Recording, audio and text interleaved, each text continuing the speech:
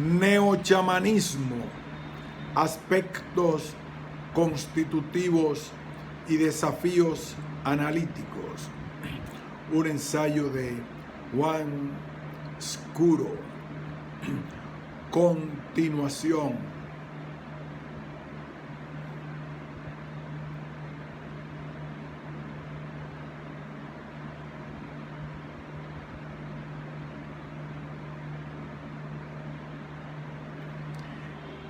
En el modelo de Clayman, a su vez, se hace una distinción entre disease y illness. Disease podría traducirse como enfermedad, es decir, el mal funcionamiento de algún proceso biológico o psicológico. Illness, en cambio, se refiere a la experiencia de la enfermedad y a la reacción social ante esta. En sus palabras, illness is the way the sick person, his family, and his social network perceive, label, explain, valued, and respond to disease. Clayman, 1978. Siguiendo esta lógica, es factible la posibilidad de experimentar illness sin disease y viceversa.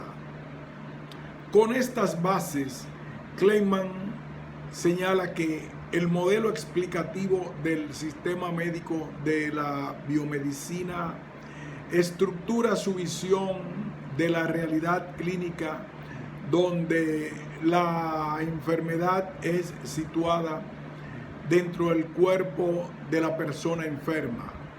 Siendo así, el médico busca el tratamiento de ese fragmento de forma diferente.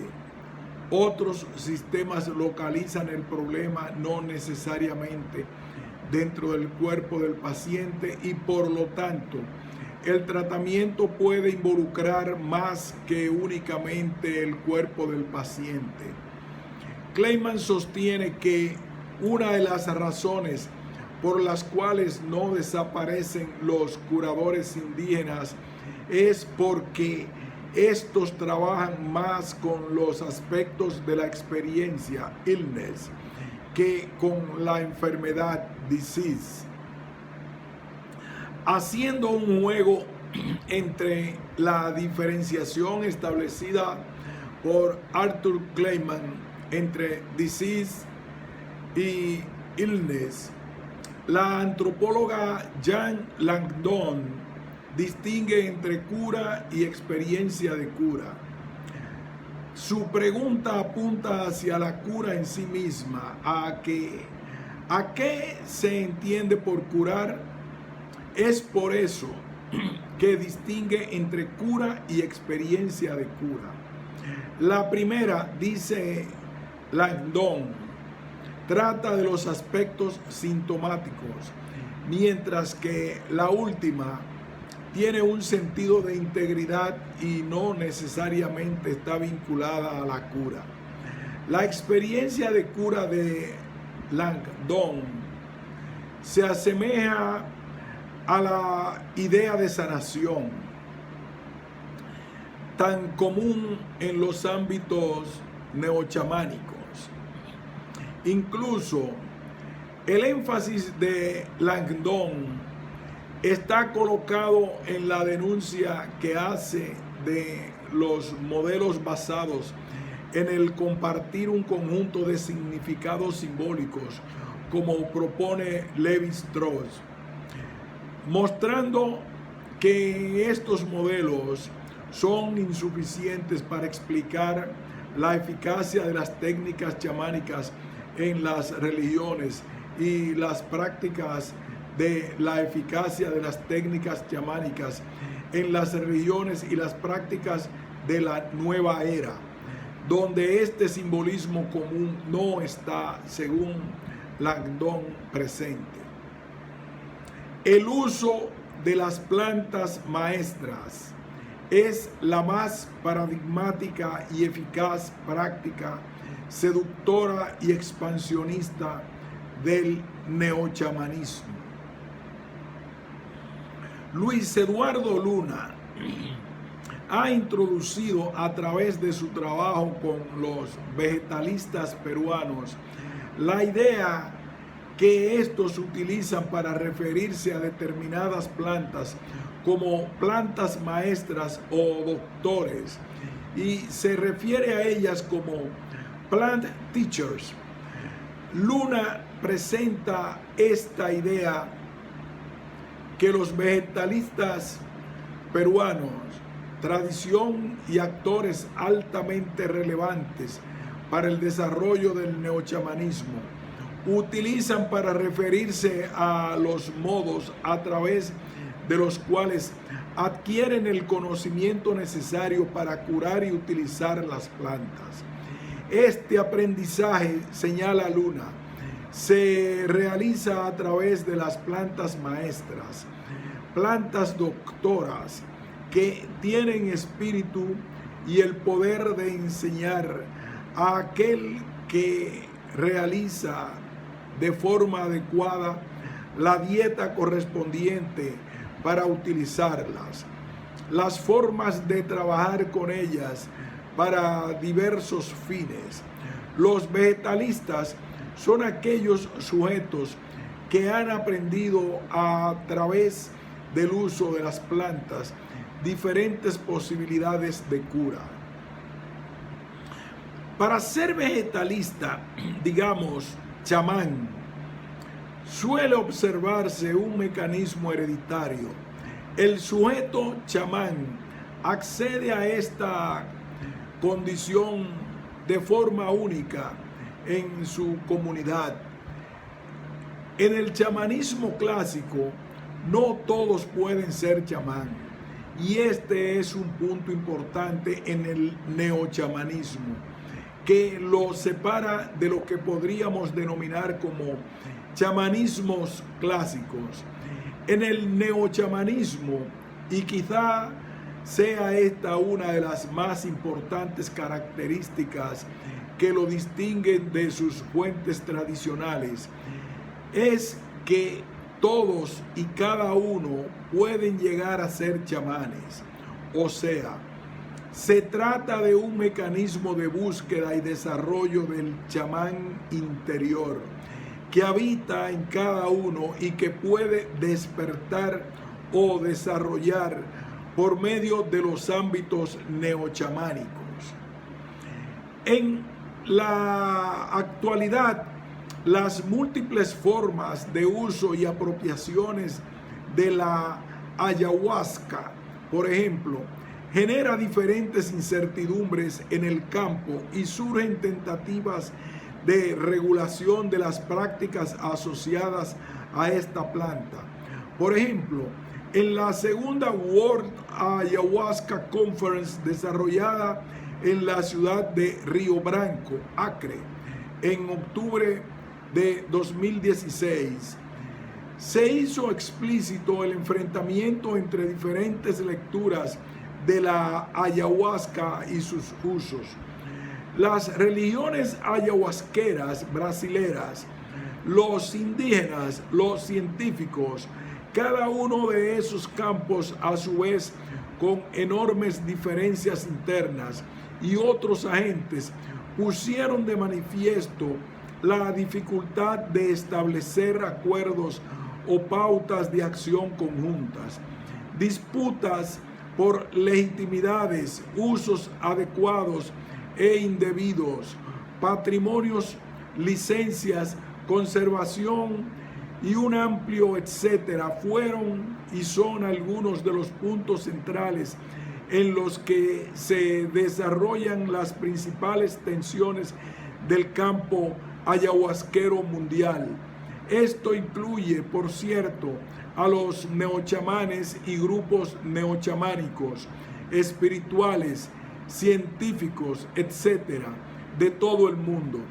Entre esta complejidad y heterogeneidad de apropiaciones posibles, el campo se desarrolla con nuevas discursividades que pueden avanzar hacia diferentes espacios de legitimación. Por ejemplo, el hecho de ser religiones es lo que ha dado el principal argumento defensivo legal a las denominadas religiones ayahuasqueras brasileras, tanto dentro de Brasil como fuera, para legitimar sus prácticas y acceder a las garantías legales mínimas que aseguren el correcto desempeño de sus prácticas. Alberto Grossman plantea un buen ejemplo de ello. En ámbitos que no necesariamente eligen asociarse a una imagen religiosa, sino que apuntan a construir discursos legitimantes en torno a las potencialidades de cura que traen las técnicas neochamánicas o el uso de ayahuasca u otras sustancias. Se acude también generalmente a la legitimación por la vía tradicional, es decir, se recurre tanto a un discurso médico-científico como al hecho de permanecer el grupo neochamánico, su líder, etcétera, dentro de un linaje ancestral específico. Reproducir las prácticas, estar autorizado por un verdadero chamán, mantener un profundo intercambio de aprendizaje con las fuentes originales, es entonces un mecanismo de legitimación en muchos ámbitos neochamánicos. Sin embargo, también estamos asistiendo a un escenario donde esos discursos se están transformando fuertemente. Por ejemplo, un importante grupo ayahuasquero que se ha ido desarrollando principalmente en Europa, denominado Ayahuasca Internacional, muestra una imagen pública claramente empresarial y descontextualizada de los aspectos chamánicos originales.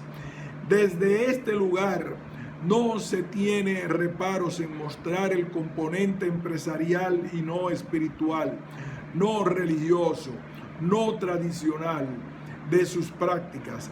Por el contrario, la presentación pública es justamente la del poder adaptar y transformar todos estos componentes a las necesidades y características de cada lugar al que llega esta organización.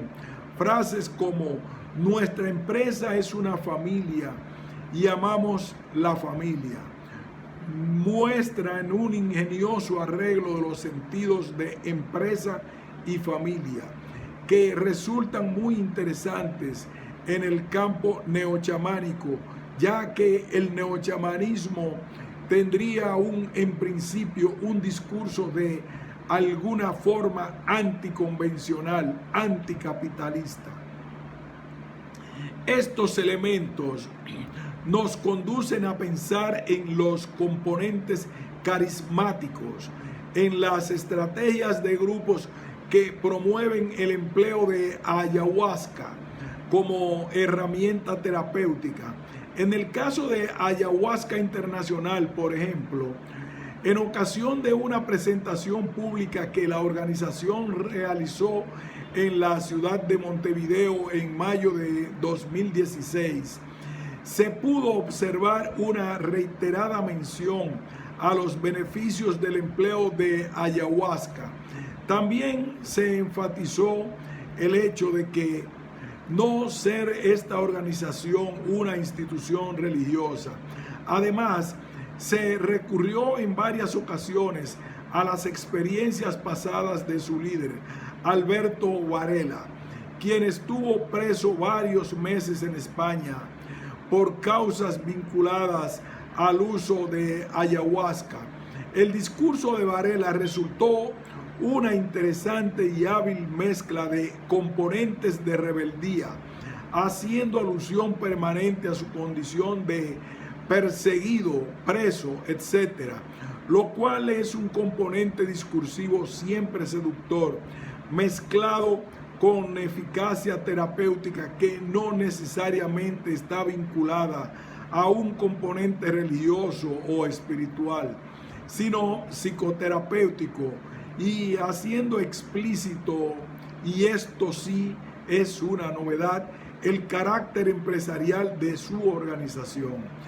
En la presentación pública del Ayahuasca Internacional en el Hotel Sheraton de Montevideo, fueron también proyectados algunos videos con historias de participantes que relatan haberse curado de varias dolencias psicofísico-emocionales a través de la participación en los retiros de Ayahuasca Internacional. La narrativa de los videos producía rápidamente un efecto emocional fuerte en los participantes de la charla. En un gran salón de lujo, de hecho, como el mismo Varela comentó en algún momento, el más caro de la ciudad. Lo que pudo observarse en esa ocasión, intentando retomar los cabos abiertos hasta aquí, no distó demasiado de lo que se puede observar, por ejemplo, en ocasiones de cura descarga, en ámbitos neopentecostales, donde se acude fácilmente a la conmoción de los participantes y a generar la convicción de que, así como los ejemplos que se muestran con la convicción de que así como los ejemplos que se muestran son exitosos desde el punto de vista de la cura de algo, quien asiste también puede curarse fácilmente con las técnicas que se ofrecen en ese momento. Varela expuso en esa ocasión, y con esto cierro el tema del potencial de las plantas maestras y la característica democratizante del neochamanismo, en el sentido de que la capacidad de cura están presentes en cada uno, que a esto nos dedicamos, a que te des cuenta de que el poder lo tienes tú. La intención de traer este ejemplo aquí es mostrar algunas de las direcciones en las que se desarrolla el segmento religioso, terapéutico, espiritual, vinculado al uso de la planta maestra.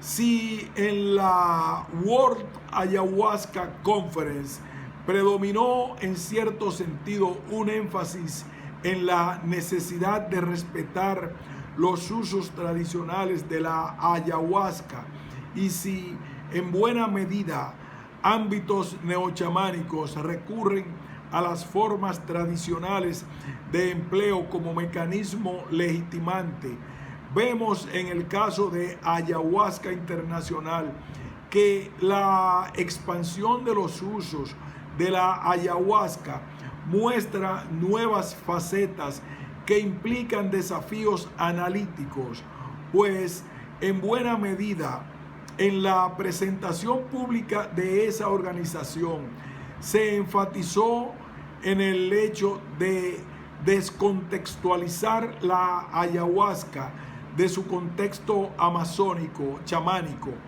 tal como expresó su líder Alberto Varela.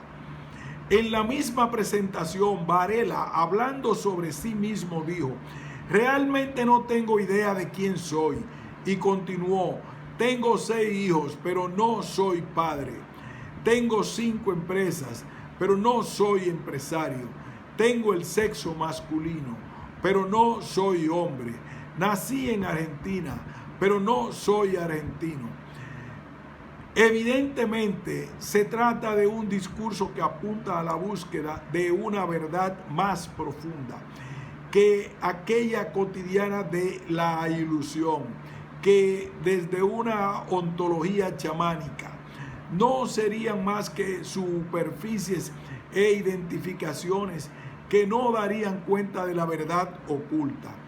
Esa verdad oculta a la que sería posible acceder a través del uso de plantas como la ayahuasca. Es muy repetida la caracterización del neochamanismo y de la nueva era en general como espacios terapéuticos espirituales que promueven el autoconocimiento, la búsqueda interior, el desarrollo individual, etc. Sin duda, las palabras de Varela podrían apuntar en esta dirección, en el sentido de hacer explícito el camino de desconstrucción de las capas de identificaciones con las que nos vamos socializando en nuestras trayectorias vitales. Hasta ahí nada nuevo. Ahora bien, ¿en qué medida este tipo de chamánicos tradicionales o emancipatorios, proyectos en los cuales aparece haber mayor grado de autopercepción de la posición del sujeto, del lugar que se ocupa en el entramado social, de las responsabilidades que se atribuyen a esos sujetos comprometidos con la transformación material de sus comunidades? ¿Qué queda de chamánico en Ayahuasca Internacional? ¿Cómo operan los componentes emancipatorios característicos de los proyectos transformadores que apuntan hacia la naturaleza social exterior en un ámbito que se presenta como posibilidad para desarrollar ese camino, pero con producción de subjetividades que apuntan a perder los parámetros de identificación y de posicionamiento social individual? Consideraciones finales. El neochamanismo es un dispositivo alimentado por varias fuentes que, si bien surge en el contexto de contracultura interpelante de paradigmas europeo-estadounidenses modernos, hegemónicos, produciendo subjetividades que pretenden relativizar las relaciones de saber-poder, es consecuente y producto del mismo proyecto de modernidad-colonialidad en una relación, grados y formas que es necesario continuar profundizando. Ese es un nudo gordiano en el análisis del neochamanismo, descubrir las articulaciones existentes como formaciones discursivas emergentes en el neochamanismo en cuanto potencial transformador, al mismo tiempo en que su condición de posibilidad es un sistema social abierto con formaciones de unas relaciones de fuerzas que aseguren prácticas articulatorias antagónicas, siendo entonces parte de una inacabable dialéctica. Si bien el neochamanismo en cuanto dispositivo puede beber de su mitología contracultural, acaba siendo en igual o mayor medida un proceso de acomodación, de adaptaciones y encajes que se amalgaman unos a otros, transformando la propia mitología de origen permanentemente y al mismo tiempo viviéndola. En el neochamanismo convergen discursos e imaginarios provenientes de genealogías diferentes, tanto de raíces, digamos, cristiano-modernas como aquellos que por otra parte lo harían desde las propias epistemologías nativas. Sucede que los saberes subordinados y subalternizados por quienes creyeron en la superioridad de la teología, de la filosofía, de la ciencia y de sus principios y métodos, están volviendo después de 5 siglos de supervivencia y resistencia a indicar las vías de futuros posibles, más allá de las vías agotadas y las posibilidades que ofrecen el pensamiento moderno y sus críticos desde el Renacimiento al postmodernismo. Mignolo, 2013. Si bien esto parecería notorio en los ámbitos neochamánicos, no resulta sencilla la tarea de rastrear componentes discursivos tan claramente asociables a unos u otros en esa imaginada dualidad. Se trata, a mi modo de ver, de comprender el potencial emancipatorio real que el dispositivo del neochamanismo pueda poner en práctica, pero intentando escapar a las dicotomías que plantean tanto el paradigma de la modernidad-colonialidad como los discursos más radicales dentro del neochamanismo, que reducen rápidamente el pensamiento a una dualidad donde lo indígena es ancestral. Rápidamente el pensamiento a una dualidad donde lo indígena es ancestral y bueno, y lo europeo es moderno colonial. Esquema de razonamiento muchas veces característico de los ámbitos de la nueva era. Los sujetos que mayoritariamente conforman las redes del neochamanismo provienen de ambientes donde han sido hegemónicos los modos de pensar que caracterizarían a la modernidad colonialidad. Por otra parte, a ese dispositivo lo conforman también muchos sujetos pertenecientes al conjunto de los que Mignolo identifica como habiendo sido subordinados y subalternizados, que han vivido o aprendido en el cuerpo el trauma, el ninguneo de los valores de progreso, han impuesto a la mayoría de habitantes del planeta, que en este momento tienen que reaprender a ser. El neochamanismo permite esos encuentros. El mismo dispositivo da la posibilidad de intercambio, hace posible, vehiculiza de algún modo una vía de salida de esos saberes subalternados que se encuentran en el dispositivo del neochamanismo, su posibilidad de alcanzar nuevos sujetos. Por otra parte, quienes de algún modo reciben y transforman esas prácticas y saberes se enfrentan a unas disyuntivas que van desde la posibilidad de plantearse giros más o menos radicales en las trayectorias individuales, en el sentido de optar por nuevas formas de vida, como sucede hasta aprovechar las potencialidades comerciales que este conjunto de nuevas emergencias de imaginarios permite, o ambas posibilidades juntas. A través del dispositivo del neochamanismo se articula la posibilidad de que una serie de otras posibilidades de relacionamiento, por ejemplo, con el conocimiento de la naturaleza, alcancen a ciertos espacios del conjunto social que, habitado por quienes reproducen, ponen en práctica las formas dominantes del relacionamiento con esos ámbitos.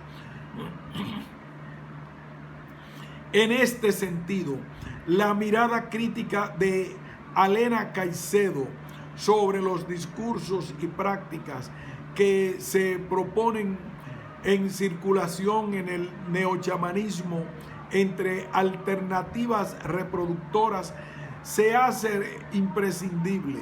La antropóloga colombiana identifica las tensiones entre las propuestas neochamánicas en cuanto a discursos contrahegemónicos en el marco de una modernidad colonialidad que precisamente produce ese neochamanismo.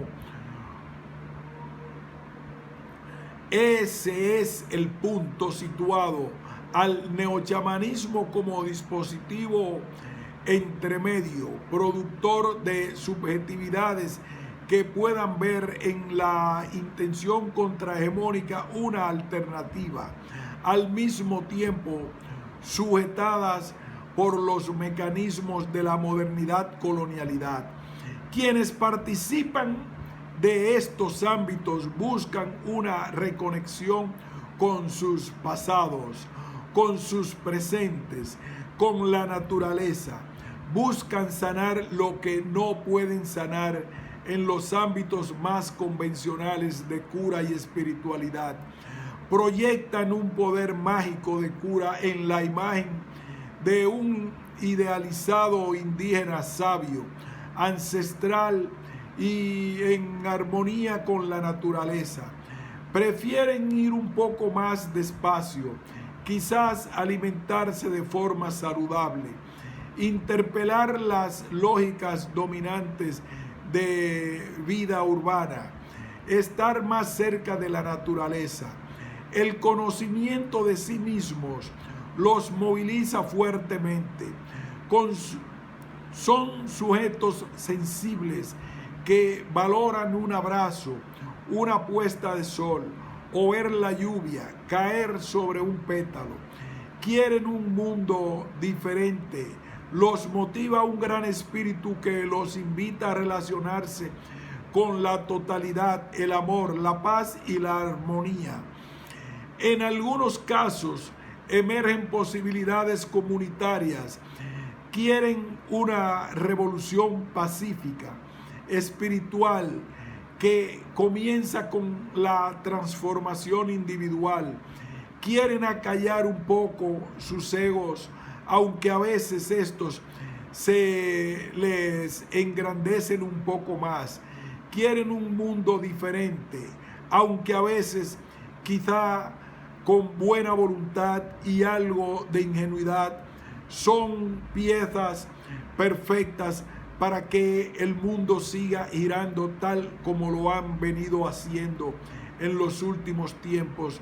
Y de este modo el neochamanismo se constituye como estrategia ampliamente solidaria con lógicas de consumo, turismo y exotización de alteridades características de la etapa actual de desarrollo del capitalismo. Punto y aparte. Fin de este ensayo sobre el chamanismo y el neochamanismo.